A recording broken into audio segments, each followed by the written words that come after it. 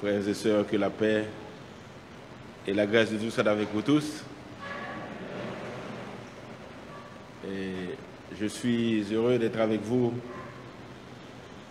ce matin.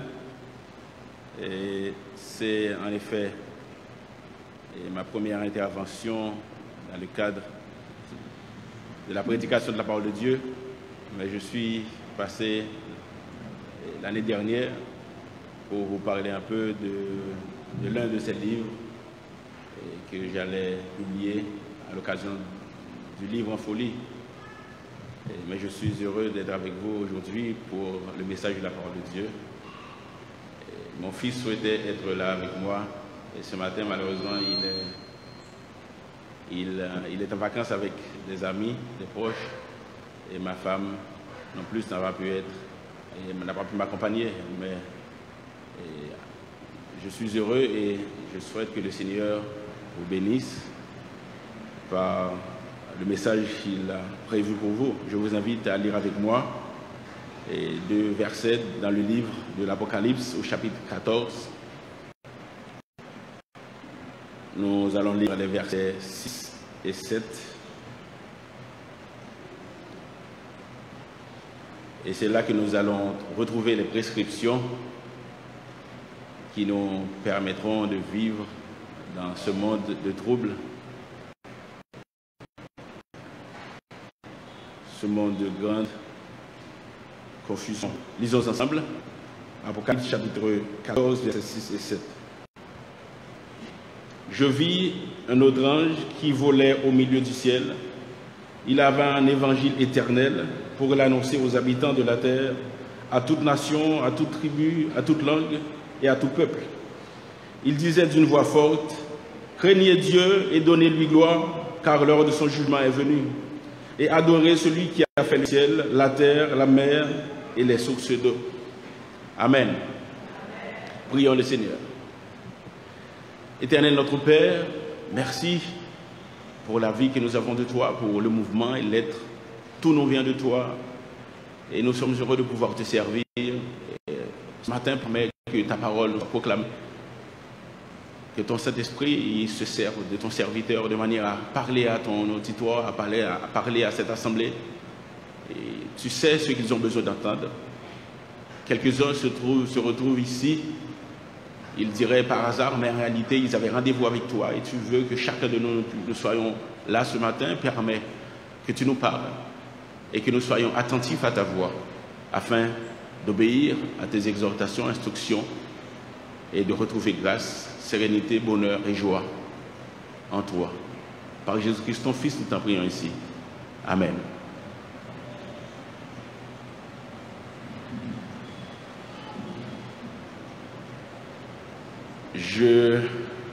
Je parlais récemment à une sœur de l'église. C'est une jeune dame mariée qui me posait une question, qui voulait savoir et qui me demandait pourquoi est-ce que Dieu ne permet-il pas. Elle me demandait pourquoi est-ce que Dieu ne permet-il pas que tous les innocents du pays s'en aillent, qu'ils laissent ce pays et abandonner les méchants, les brigands, s'entretuer seuls dans ce pays. Pourquoi est-ce que toutes les bonnes personnes ne puissent pas abandonner et partir? Car c'était en réalité une question, elle le savait, c'était un peu insensé, mais c'était aussi le cri d'une âme désespérée.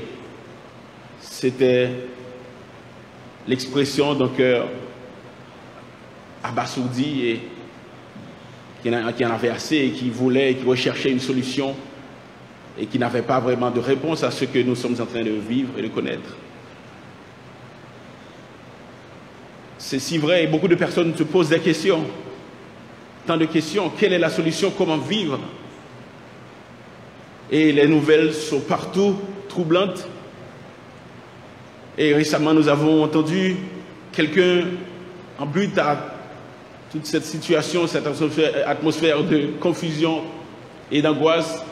Un prédicateur a recommandé, en guise de solution, il a dit qu'il nous faut tout simplement nous lever et chacun devrait avoir une arme. Alors pour lui, la solution, ce serait d'avoir une arme à feu, de se munir d'armes pour se protéger.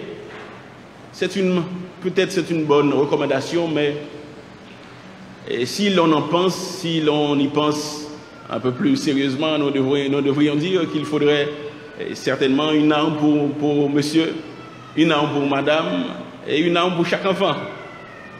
Et certainement, il nous faudrait penser aussi à une voiture blindée. Peut-être une voiture blindée pour chaque personne si on doit se déplacer seul. Et même penser à renforcer la maison, les murs, les systèmes de sécurité. Et si on devrait poursuivre avec toutes les précautions qu'il faut prendre, ce serait encore plus de folie, plus d'angoisse, plus de confusion, de peur. Car vous savez, vous et moi, qu'en réalité, on n'est pas protégé par une arme à feu. Même les policiers ont peur. C'est un pays de troubles. Et je suis certain aussi que le chef de l'État, il a peur aussi, à sa façon. Mais nous retrouvons dans la parole de Dieu, l'apôtre Jean nous donne une meilleure solution. Il nous donne des prescriptions qui devraient nous suffire en réalité. Il nous dit clairement, à travers les paroles de cet ange, que l'apôtre Jean appelle l'évangile éternel. Verset 6, il nous parle de message qui peut se résumer en 2 mots, 2 prescriptions. Craignez Dieu, donnez-lui gloire. Telles sont les prescriptions de l'apôtre au cœur troublé à ceux qui vivent dans un monde de torpeur, de troubles, de confusion et d'angoisse. L'apôtre nous dit tout ce qu'il nous faut, c'est la crainte de Dieu et l'adoration de Dieu. En d'autres mots, je dirais, en guise de proposition, je propose de découvrir cette vérité, de manière à ce que nous puissions savoir que la crainte de Dieu, l'adoration de Dieu, constitue les parfaits remèdes pour ceux qui veulent vivre pleinement dans ce monde. Vivre la joie, vivre leur vie de manière abondante de ce monde. La crainte de Dieu et l'adoration de Dieu constituent des remèdes parfaits. Essayons de voir les détails de ces deux prescriptions, à commencer par la première. La crainte de Dieu. La crainte de Dieu, qu'est-ce que cela signifie d'abord? C'est un sentiment, la crainte c'est un sentiment de révérence avant tout, de profond respect. C'est aussi une disposition d'inquiétude par rapport à un mal attendu. Lorsque nous avons des craintes, nous avons des inquiétudes, c'est-à-dire nous voyons venir un malheur, un mal, et cela amène la crainte. Et la Bible nous recommande d'avoir de la crainte à l'égard de Dieu. En premier lieu, nous devons avoir de la révérence à son égard. Mais ce n'est pas que de la révérence. La Bible veut même que le pécheur tremble devant Dieu. Dans plusieurs passages de la Bible, nous retrouvons cette exhortation. Jésus-Christ lui-même, il nous dit que le pécheur doit trembler. Dans le psaume 33, nous lisons que tous les habitants de la terre tremblent devant l'Éternel, que toute la terre craigne l'Éternel, que tous les habitants du monde tremblent devant lui. C'est-à-dire, la crainte de Dieu constitue donc ce sentiment où nous sommes en face de Dieu et nous éprouvons une crainte de la révérence, mais non seulement de la révérence, mais un respect si profond qui nous porte à trembler devant lui. Et la crainte de Dieu, en réalité, constitue, je dirais, c'est la crainte de Dieu qui fait naître la foi. C'est-à-dire celui qui ne connaît pas Dieu, celui qui vit dans le monde ou même qui vit loin de la présence de Dieu, le premier langage qui nous permet de nous approcher de Dieu, c'est sa crainte, la crainte de sa personne. C'est pourquoi la crainte de Dieu, c'est le message le plus important de l'univers, de tous les temps. C'est pourquoi l'apôtre nous parle de l'évangile éternel. C'est un message qui s'adresse à tous les hommes, à toutes les nations, de toute époque, de tous les temps, car chacun doit apprendre à avoir la crainte de Dieu. Que ce soit au temps d'Adam, de Noé, que ce soit au temps de Moïse, que ce soit à notre époque, que ce soit au temps de la fin, lorsque Dieu appellera tout amour, lorsque ce sera le moment pour Dieu de se venger de tous les actes des hommes, lorsque viendra le temps pour Dieu et d'appeler tous les hommes en jugement, de mettre fin à cette économie, alors ce sera aussi le message que les anges proclameront, la crainte de Dieu. Rappelez-vous bien des gens qui ne connaissaient nullement le Seigneur, des femmes en Égypte, lisez avec moi, en Exode chapitre 1er, des femmes qui n'avaient aucune connaissance de Dieu. Elles avaient compris ce langage et elles ont obtenu la bénédiction de Dieu. En Exode 1er, à partir du verset 16, pour faire court, lisons à partir du verset 15 pour vous donner un meilleur contexte. Exode chapitre 1er, verset 15. Le roi d'Égypte parla aussi aux sages-femmes des Hébreux, nommées l'une Shifra et l'autre Pua. Il leur dit, quand vous accoucherez les femmes des Hébreux et que vous les verrez sur les sièges, si c'est un garçon, faites-le mourir. Si c'est une fille, laissez-la vivre. Mais les sages-femmes craignirent Dieu et ne firent point ce que leur avait dit le roi d'Égypte. Elles laissèrent vivre les enfants. Le roi d'Égypte appela les sages-femmes et leur dit, pourquoi avez-vous agi ainsi et avez-vous laissé vivre les enfants? Les sages-femmes répondirent à Pharaon, c'est que les femmes des Hébreux ne sont pas comme les Égyptiennes. Elles sont vigoureuses et elles accouchent avant l'arrivée de la sage-femme. Et au verset 20, Dieu fit du bien aux sages-femmes et le peuple multiplia et devint très nombreux. Parce que les sages-femmes avaient eu la crainte de Dieu, Dieu fit prospérer leur maison. Quelques-uns se disent, pourquoi est-ce que je bénis quelqu'un qui a menti? Mais vous ne comprenez pas, ce qui compte ici, ce n'est pas leur démarche ni leur erreur dans la façon de répondre au roi, mais c'était des gens qui ignoraient tout au sujet de la parole de Dieu, mais qui avaient une chose, qui savaient s'approcher de Dieu comme Dieu le veut. Elles avaient la crainte de Dieu. Elles ignoraient qui était ce Dieu. Elles avaient vu l'agissement de Dieu au sein de ce peuple. Elles avaient de la crainte. Elles craignaient davantage Dieu, le Dieu d'Israël, que le roi. Elles ont menti au roi. Elles ont désobéi au roi pour les de Dieu. C'était aussi le cas. On la connaît très bien en Josué chapitre 2. Elle avait caché ses espions alors que ses espions venaient contre Satan. Mais elle avait entendu, elle a dit, nous avons entendu ce que votre Dieu a fait, comment vous avez traversé la mer Rouge, ce que votre Dieu a fait aux Égyptiens. Et nous avons eu de la crainte, nous tremblons par ici. Et puisque ce Dieu est si grand, je crains votre Dieu, alors je vous accorderai tout ce que vous voulez. Elle était païenne, elle était une prostituée, et pourtant elle avait la crainte de Dieu et elle a obtenu la faveur de Dieu. La crainte de Dieu, c'est ce qu'il nous faut pour vivre dans ce monde. Peu importe ce qui nous entoure, ce qu'il nous faut comme premier remède, c'est la crainte de Dieu. C'était aussi le cri de ce brigand, il était sur la croix. Alors que son compagnon injuriait le Seigneur, mais lui il a dit, mais tu ne crains pas Dieu? Comment peux-tu parler ainsi? Tu ne crains pas Dieu?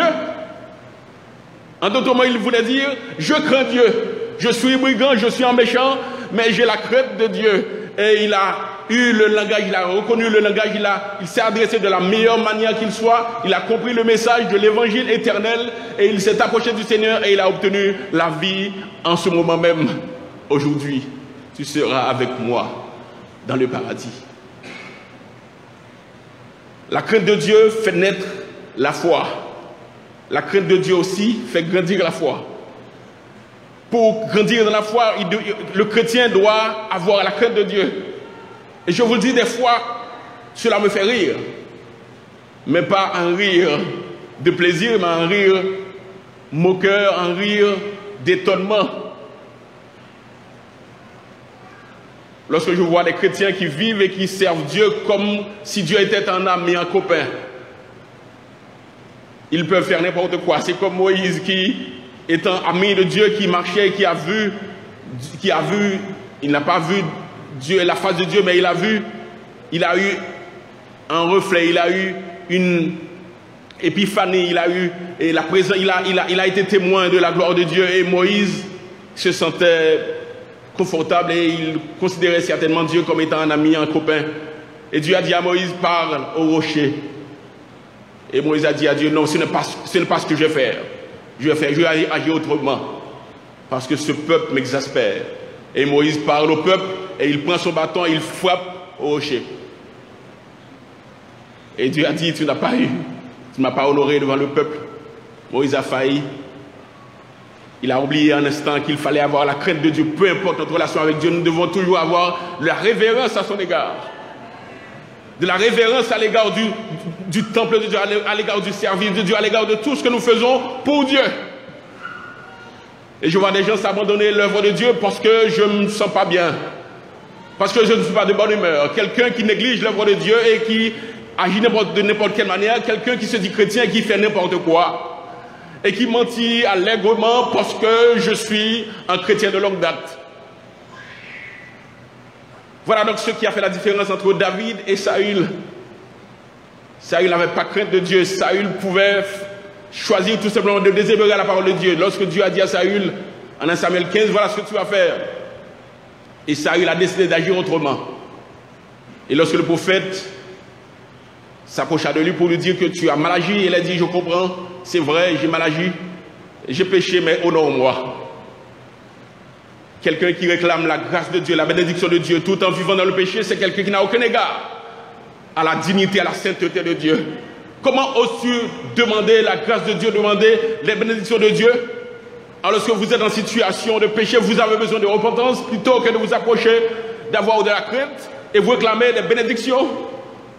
C'est ce que font beaucoup d'églises malheureusement, beaucoup de leaders, beaucoup de prédicateurs malheureusement. Ils enseignent au peuple à demander des richesses, des richesses, des richesses. Tu peux être riche avec Dieu, il faut faire une prière, il faut juste dire un mot. Et vous serez riche. Alors il n'adresse même pas la question du péché. On a posé cette question à un prédicateur américain. On a dit, mais pourquoi est-ce qu'on ne voit pas les notions comme le péché et le jugement, l'enfer? On n'entend pas cela dans tes prédications. Il a dit, écoutez, les gens de ma congrégation en ont assez au cours de la semaine de mauvaises nouvelles. Ils vivent tant de mauvaises choses, ils ont des soucis et des embarras. Quand ils viennent ici, je ne veux pas les combler à nouveau de messages de péché ou de les tourmenter par ces prédications. Ma prédication doit les réconforter, les fortifier, les encourager. C'est pourquoi quand ils prêchent pour dire vous êtes merveilleux, Dieu vous aime. Vous devez être la meilleure version de vous-même. Vous allez réussir en dépit de tout. Sachez que Dieu est à vos côtés. Voilà le message qu'ils prêchent. Et il n'y a point de crainte à l'égard de Dieu. Quelqu'un peut vivre facilement dans la débauche, mais je suis un habitué. Et on peut se tenir ici sans gêne, tout en vivant le lendemain ou la veille, tout en vivant dans le péché, dans l'immoralité, mais Dieu comprend. Si nous devons vivre dans ce monde de troubles, nous devons rechercher à avoir la crainte de Dieu. C'est la première et la prescription qui compte. Pour le pécheur, pour quelqu'un qui se dit ami de l'Église, mais qui n'a pas encore pris cette décision, nous devons savoir que ce qu'il faut, c'est d'avoir la crainte de Dieu. La crainte fait naître la foi, la crainte fait grandir la foi, mais la crainte permet aussi de bannir la crainte des hommes. Car assez souvent, ce qui vient à l'encontre de la crainte de Dieu, c'est la crainte des hommes. Saül a agi par égard pour les hommes. Il voulait assurer son pouvoir. Il voulait plaire au peuple, puisque c'est le peuple qui le soutient. Et dans sa pensée, c'est du peuple qu'il a obtenu le pouvoir. Alors, il cherche à plaire au peuple en négligeant la parole de Dieu. Et Dieu nous le montre. Et encore une fois, David fait la différence parce qu'à chaque fois, il a beaucoup plus de crainte. Il montre qu'il craint beaucoup plus la parole de Dieu que les hommes. Et lorsqu'un serviteur de Dieu comprend ce message, alors lorsque on se jette aux pieds de Dieu et lorsque nous reconnaissons sa grandeur, sa sainteté, sa toute-puissance, alors nous tremblons devant lui et les hommes ne nous font plus trembler. Vous vous rappelez l'histoire de ces trois jeunes juifs qui se trouvaient en face d'un roi puissant et qui exigeait que tout le monde s'agenouille devant une statue qu'il avait élevée. Imaginez-vous, un roi puissant, il y avait tout le pays et tout le monde acceptait de le faire. Ils étaient seuls et seuls à ne pas vouloir le faire. Seuls face au roi. Parfois, nous pouvons tenir face à un homme, mais quand il s'agit de tout un pays, quand il s'agit de conspiration, nous avons peur.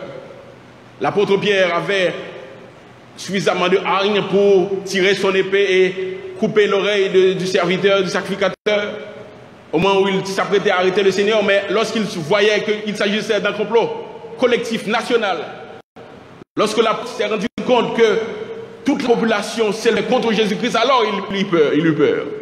Il avait beaucoup plus de crainte des hommes à ce moment-là que de crainte de Dieu. Alors que ce Pierre qui était fort et qui était prêt à se battre, il se cache maintenant.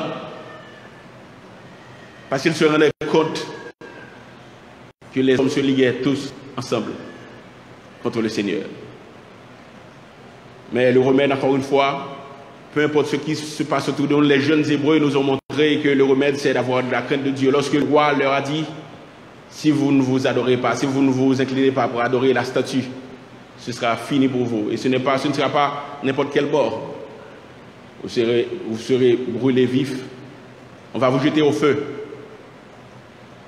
Et ils ont dit, nous savons que notre Dieu peut nous délivrer même si cela n'arrive pas. Il est possible, selon sa volonté, que nous soyons jetés au feu, qu'il ne nous délivre pas. Mais peu importe ce qui arrive, notre obéissance à Dieu n'est pas discutable. Notre crainte à l'égard de Dieu ne va pas, nous n'allons pas franchir. Peu importe ce que vous allez nous crier, nous allons continuer à craindre Dieu plutôt que les hommes. Et ils ont résisté au roi. Et Dieu est toujours fidèle, puisque c'est lui qui donne la prescription. Il s'est montré fidèle à ses enfants. On les a jetés au feu, mais Dieu était avec eux dans le feu. C'est-à-dire, ce qui compte, ce n'est pas le feu, mais c'est la présence de Dieu. Lorsque nous suivons la prescription de Dieu, que nous soyons au sein du feu, Dieu y est aussi. Que nous soyons au sein du malheur, Dieu y est. Que nous soyons dans un pays d'insécurité, si nous avons de la crainte de Dieu, Dieu sera à nos côtés. Peu importe ce qui va arriver, il sera là.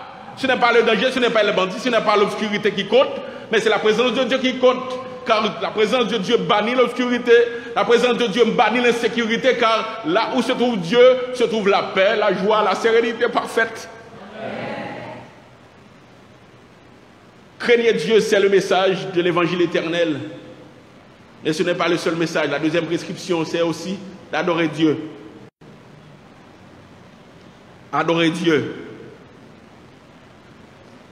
En réalité, l'adoration est liée à la crainte. L'adoration provient en quelque sorte de deux éléments. Elle donne lieu. L'adoration, je dirais que l'adoration existe d'une part à travers la sainteté, la grandeur de Dieu, et deuxièmement, l'adoration provient de la gloire, de la beauté, c'est-à-dire lorsque nous observons la beauté de Dieu, la grâce de Dieu, cela nous pousse aussi à l'adoration. Je veux dire, celui qui perçoit et qui, tout comme le prophète Ésaïe, qui peut voir la grandeur de Dieu, lorsque nous voyons ce Dieu si immense, si incommensurable dans sa splendeur, lorsque nous observons ce Dieu, sa sainteté, lorsque nous voyons le pécheur si petit et le Dieu si grand, alors notre seule réaction doit être l'adoration. Comment un Dieu si grand puisse s'intéresser à un être si petit, infime, un être si insignifiant. Comprenez bien ce que cela signifie. Lorsqu'on nous présente l'univers, nous pouvons voir alors le système solaire qui est si grand, et pourtant lorsque nous regardons le soleil par rapport à la Terre c'est comme une balle de baseball face à une maison, je dirais. Alors la Terre est si petite face au soleil, et pourtant lorsque nous regardons le système solaire, par rapport à la galaxie, notre galaxie, la Voie lactée, le système solaire n'apparaît même pas. Il est si petit, si insignifiant, et pourtant, nous faisons partie, nous sommes sur la Terre, nous sommes dans le système solaire, nous faisons partie d'une galaxie, et il existe des milliards de galaxies dans l'univers. Imaginez comment est-ce que nous pourrions représenter un être humain sur la Terre, dans le système solaire, dans une galaxie, parmi toutes les galaxies. Nous sommes si insignifiants, et pourtant le Dieu si grand qui tient tout l'univers dans sa main, il s'intéresse à nous, il s'intéresse à toi, il s'intéresse à chaque petit enfant, il s'intéresse à vous autres, à toute cette assemblée. Ce Dieu est si grand, lorsque nous observons sa grandeur, cela devrait nous éblouir et nous pousser à l'adoration tout simplement. Et non seulement sa grandeur nous éblouit, mais si lorsque nous comprenons qu'il nous voit et lorsque nous sommes en train de trembler devant lui, face contre terre, et lorsqu'il s'approche, pas pour nous éclater, pas pour nous jeter dans la géhenne, pas pour nous pulvériser, mais il nous tient la main en disant, viens, je vais enlever ton péché. Il nous met un charbon ardent dans la bouche et en disant que tes péchés ont été extirpés, tes péchés ont été expiés, tes péchés ont été pardonnés, je le fais par pure grâce. Mais comment est-ce possible? Comment est-ce que tu peux t'intéresser à moi? Tu peux avoir maintenant une relation avec moi? Le Dieu si grand maintenant m'appelle son enfant bien-aimé. Alors la grâce de Dieu, la beauté de Dieu, de sa personne, devrait aussi nous éblouir. Nous sommes éblouis par sa grandeur, par sa majesté, sa sainteté, mais aussi nous sommes éblouis par sa grâce, son amour envers nous. Comment peux-tu m'aimer moi? Des fois je me regarde et moi-même je me donne des dégoûts. Je regarde ma propre histoire et j'en ai honte.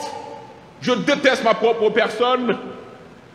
Et pourtant, tu t'intéresses à moi et tu as enlevé mon péché et tu m'appelles mon enfant. Cela doit aussi nous porter à l'adoration. Voilà donc la prescription de l'évangile éternel consiste donc à adorer Dieu. Lorsque vous comprenez qui est Dieu, vous voyez sa majesté, vous voyez sa splendeur si infiniment grand, sa splendeur insigne, quelque chose qu'on ne peut même pas mesurer ni imaginer, et nous voyons maintenant le pécheur qui obtient la grâce de Dieu, le pécheur qui est appelé collaborateur de Dieu, qui est appelé ambassadeur de Dieu, le pauvre pécheur qui est appelé ami de Dieu, qui est appelé enfant de Dieu, et qui est aussi appelé frère de Jésus-Christ, sœur de Jésus-Christ, héritier de Dieu, c'est-à-dire qui obtient les mêmes faveurs que Jésus-Christ. Tout ce que Jésus-Christ a été, nous le sommes. À cause de la grâce de Dieu, cela devrait nous éblouir et nous pousser à l'adoration.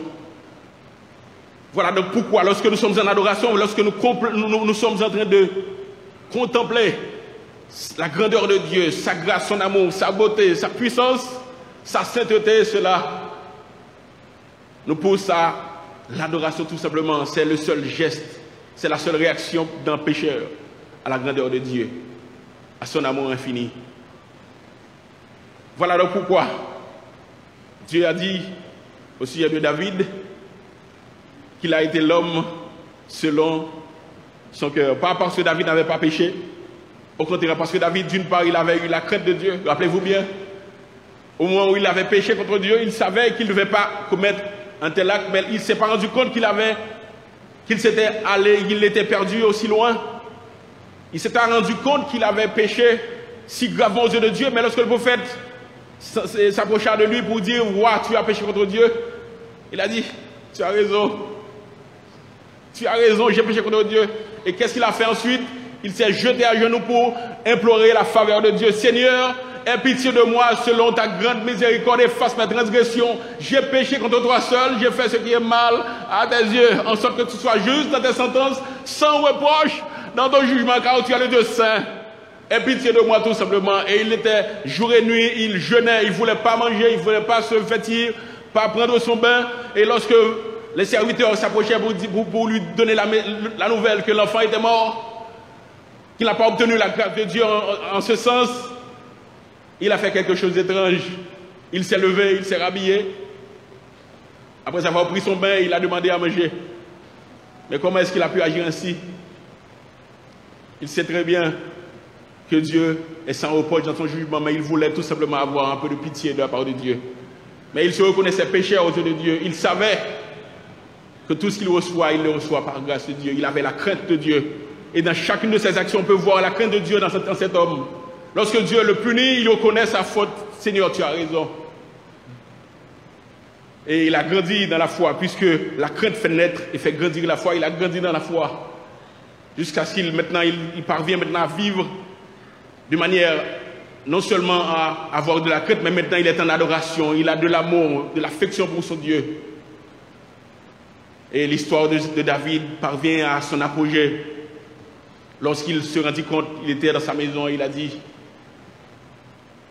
je suis confortablement installé chez moi, mais le temple de Dieu est laissé sous une tente. Je dois bâtir un temple.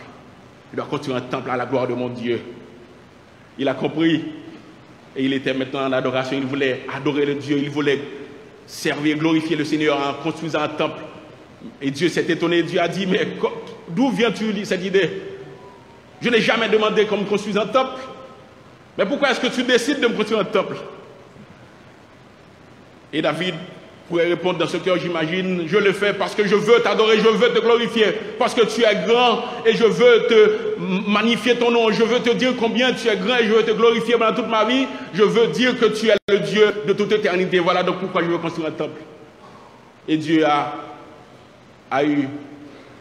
il a établi une alliance avec David à partir de ce jour. Et c'est cette alliance qui nous permet de recevoir le Messie, Jésus-Christ, qui est le Sauveur du monde, à cause de son adoration. Chers amis, laissez-moi vous dire, ce qui compte en ce monde, nos problèmes, nos tracas, nos tribulations ne vont pas partir lorsque nous voyageons dans un pays étranger. Nos angoisses ne vont pas disparaître lorsque nous aurons un meilleur emploi. Chers jeunes, vous n'allez pas avoir la vie abondante lorsque vous aurez un mari ou une femme, lorsque vous aurez votre propre maison. Nous aurons toujours des tribulations dans ce monde. Mais le seul endroit, le lieu de paix, de sérénité se trouve en Dieu. Et pour connaître ce lieu de sérénité, de paix, de joie et de bonheur, nous devons avoir la crainte de Dieu et être en adoration constamment devant Dieu. Il ne s'agit pas de ce que pensent les autres, mais il s'agit de vous et Dieu. Dieu vous connaît, il vous voit. Avez-vous de la crainte à son égard? Sinon, vous devez y penser, car je ne peux même pas dire que vous êtes un chrétien si vous n'avez aucune crainte de Dieu. C'est pourquoi Jésus-Christ, il nous avertit si souvent dans sa parole. Il nous dit: il viendra un jour où le Seigneur devra accueillir ceux qui sont à lui, et quelques-uns viendront en disant: Seigneur, je t'ai connu, j'avais fait tant de choses en ton nom. J'avais accompli tant de choses en ton nom. J'ai même accompli quelques miracles. J'ai été en mission, je participe à la chorale, je chantais si bien, et je parvenais à émouvoir les gens, et j'amenais même des gens à la conversion, je faisais tant de choses, et pour le Seigneur dire: attends, arrête, pas la peine de continuer avec la liste. Ce qui importe, c'est que je ne vous connais pas. Peu importe ce que vous avez accompli, c'est que je ne vous connais pas, vous n'êtes pas sur ma liste. Seigneur, non, c'est pas vrai, c'est pas possible. Oh Seigneur, et c'est le haut éternel que vous aurez à prononcer, le haut qui n'aura jamais de fin et qui vous suivra dans l'éternité malheureuse, qui vous plongera dans le feu éternel. Mais le Seigneur nous invite aujourd'hui à adopter ces prescriptions pour vivre dans un monde de troubles. L'apôtre nous dit, l'évangile éternel nous recommande deux choses, deux prescriptions. Notez-les et prenez soin de vous, les administrés et de les administrer à vos proches, à vos enfants, pour qu'ils aient la crainte de Dieu, pour qu'ils grandissent dans la crainte de Dieu, pour qu'ils apprennent à glorifier Dieu dans leur vie de chaque jour. Et pour moi, je dois vous dire, j'ai appris à avoir de la crainte de Dieu très tôt, dans mon adolescence même. Lorsqu'il me vient de me frapper les orteils, et je remarque que je suis blessé à l'orteil, alors je dis certainement j'ai commis quelques gaffes au cours de la journée. Je me suis dit, j'ai péché contre Dieu, qu'est-ce que j'ai fait, je pense encore, et voilà, j'ai trouvé. J'ai menti à ma mère, j'ai menti à mon copain, voilà donc pourquoi Dieu m'a laissé me heurter l'orteil. Et c'est si vrai, c'était si vrai pour moi, je vous le dis, Dieu savait me diriger, me faire prendre conscience de mes péchés, et j'avais dès lors de la crainte de Dieu. Je ne sais pas comment vous le dire, je crains Dieu. Je ne peux même pas imaginer vivre loin de Dieu. Comment est-ce possible? Vivre dans le péché et sachant que Dieu, il est si grand, c'est celui qui peut dire et la chose arrive, il ordonne et elle existe. Comment est-ce que je peux oser agir à l'égard contre la volonté de Dieu et espérer avoir la vie, espérer sortir indemne? Je vous adjure, je vous recommande, je vous en supplie même. Apprenez à avoir de la crainte de Dieu, apprenez à nos enfants à avoir de la crainte de Dieu. Car la Bible nous dit que même les démons, devant Dieu, ils tremblent. Et si des pécheurs, ils tremblent devant Dieu et ils obtiennent le salut, et je vous dis aussi, même les démons, quand ils, en ayant la crainte de Dieu, ils obtiennent quelque chose de Dieu. Laissez-moi vous le redire. Les démons ont de la crainte de Dieu et ils obtiennent la faveur de Dieu lorsqu'ils s'approchent de Dieu avec crainte. Vous vous rappelez bien ce que les démons avaient dit à Jésus? Seigneur, pourquoi est-ce que tu viens nous tourmenter avant notre heure? Notre heure n'est pas arrivée, je sais, tu as raison de le faire, mais notre heure n'est pas arrivée. Permets-nous, accorde-nous la grâce, je sais que tu es grand, je sais que tu es le Fils de Dieu, mais permets-nous, ne nous envoie pas dans l'obscurité, dans les lieux de tourment, permets que nous puissions, chasse-nous dans ce troupeau de porcs. Accorde-nous cette grâce. Et Jésus a dit, voilà donc la grâce vous est accordée. Si les démons obtiennent de la faveur de Dieu, alors ce n'est pas à dire ce que Dieu attend de vous. Si vous avez de la crainte, peu importe où vous êtes déjà arrivé, peu importe ce que vous avez déjà accompli, Dieu vous voit, il vous connaît et il vous dit, c'est aujourd'hui le temps, le jour, c'est l'heure, c'est le moment de revenir, d'apprendre à avoir de la crainte, car la crainte de l'Éternel est le commencement de la sagesse. Il y a 5 ans de cela, j'ai été à Delmar, quelque part à Delmar. Vous avez certainement appris la nouvelle. Et mon fils, qui avait à ce moment-là 9 ans, il a été enlevé par des bandits, des 3 ou 4 hommes armés sur 2 motocyclettes. Ils ont intercepté la voiture et au moment où j'apprêtais à éteindre. Et la voiture, il s'est approché, l'un avec une arme pointée sur ma tête. Et après quelques instants, ils ont pris mon garçon, notre fils de 9 ans, ils l'ont pris sur leur moto pour partir avec lui. Et moi-même et ma femme, nous étions restés à regarder notre fils qui s'en va sur une moto avec les bandits. Ils ont pris nos téléphones et ils ont dit, si vous avez besoin de lui, appelez appelez à votre numéro. C'était leur dernier mot. Et notre fils était en train de partir sur une moto. Il était kidnappé, tout comme les centaines d'autres qui s'en suivaient après et avant. Et il arrivait que nous avons entamé des négociations. J'étais celui qui était chargé de négocier avec ces bandits. J'avais des conseillers, des amis, des policiers qui étaient proches et qui me disaient comment répondre, comment parler correctement. Et nous avons parfois dû tordre un peu la vérité pour éviter que la situation se complique. Et quelque chose m'est venu à la tête. Au moment où l'un des bandits, il a proféré des injures et il m'a menacé. Et je n'ai même pas besoin de vous dire quels sont les termes des menaces d'un homme qui a votre fils en main. Et il m'a dit les derniers mots et j'ai même temps et après il a accroché. Et j'ai pensé à ces paroles du Seigneur Jésus-Christ qui a dit, mon Seigneur m'a bien dit, ne craignez point celui qui peut tuer le corps et qui peut plus rien faire ensuite. Mais celui qu'il faut craindre, c'est celui qui peut non seulement tuer le corps, mais aussi qui peut détruire l'âme et l'enfermer dans la gêne. Et je me suis dit, je n'ai pas à craindre les hommes. Je n'ai pas à craindre un homme qu'il ait une arme ou pas. Et je l'ai appelé à nouveau et je lui ai dit, laisse-moi te dire, mon ami, tu as parlé, tu as proféré des injures tout à l'heure, tu as dit tant de choses. Je veux te rappeler une chose, je suis avant tout serviteur de Dieu. Le Dieu qui te fait respirer, le Dieu qui me fait respirer. Et en lui disant ce mot, j'imaginais, je le voyais en train de respirer au téléphone. Et je savais que Dieu pourrait réclamer son souffle et dire, c'est le temps pour toi de t'en aller. Et il a dit, avoir prêché, je dis, je suis en train de te prêcher, mais je te dis qui je suis. Il a dit, ok, d'accord, pardon pour les paroles que j'ai dites. Je m'excuse. Un bandit avec une arme en main, avec mon fils entre ses mains, qui s'excuse de son langage. Parce que je n'ai pas peur des hommes, je crains Dieu. Le Dieu qui donne la vie à tout homme. Le Dieu par qui nous avons la vie, le mouvement et l'être. Le Dieu qui donne le vouloir et le faire. C'est ce Dieu que je crains. Je ne crains pas les hommes. Et je dis à mes amis, désormais, je ne vais plus mentir. Désormais, nous allons mener le jeu selon la parole de Dieu. Nous allons dire la vérité. Je leur dis ce que j'ai en main, je ne vais pas mentir. Parce que nous allons combattre avec Dieu à nos côtés. Jusqu'à ce que notre fils a été retrouvé. Je n'ose même pas dire le montant parce que si quelqu'un me demande après, je vous dirai, mais c'était si dérisoire. J'ai dû remettre quelques sommes qu'on m'avait avancées, des personnes qui voulaient par solidarité, qui me donnaient un peu d'argent, et j'ai dû leur remettre ce qu'ils avaient donné car je n'en avais pas besoin. Dieu a déjà agi. Aujourd'hui, je n'ai pas peur parce que je sais en qui je crois. Et j'ai avalé ces médicaments. J'ai avalé cette pilule de la crainte de Dieu.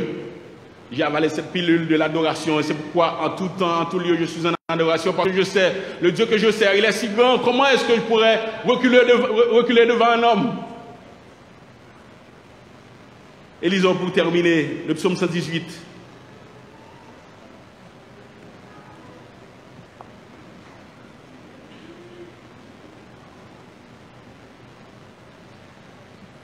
À partir du verset 5, voilà donc ce que le psaume nous dit. Du sein de la détresse, j'ai invoqué l'Éternel. M'a exaucé, m'a mis au large. Verset 6, l'Éternel est pour moi, je ne fais rien.